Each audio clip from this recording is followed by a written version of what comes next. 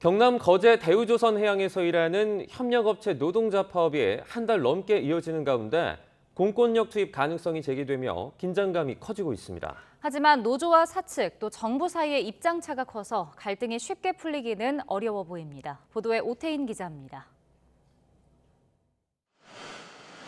지난달 1일 시작된 금속노조 거제 통영고성 조선하청시의 파업. 이정식 노동부 장관이 1세제곱미터 내부 철제 구조물에 노동자가 스스로 들어간 현장을 찾았습니다. 파업 시작 48일 만입니다. 이 장관은 배를 건조하는 곳인 도크를 점거한 노동자들에게 파업 철회를 촉구했습니다.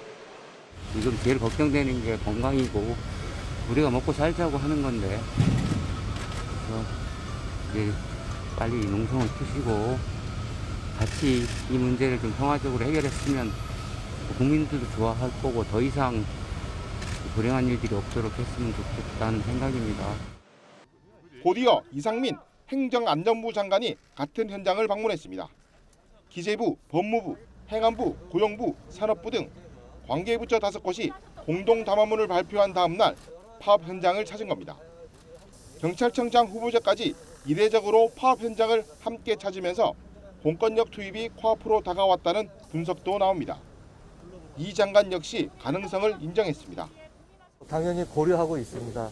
다만 여러 가지 희생이나 예기치 않은 문제들이 발생하고 있기 때문에 저희가 최대한 신중하게 고려하고 있습니다.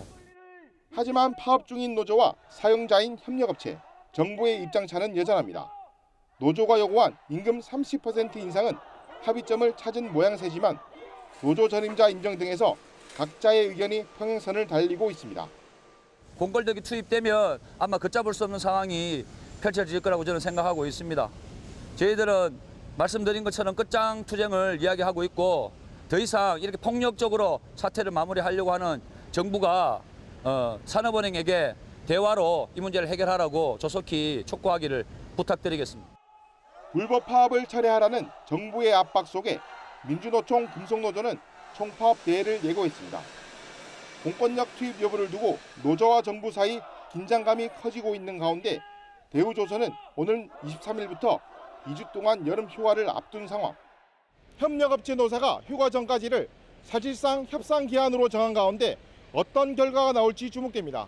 YTN 오태인입니다.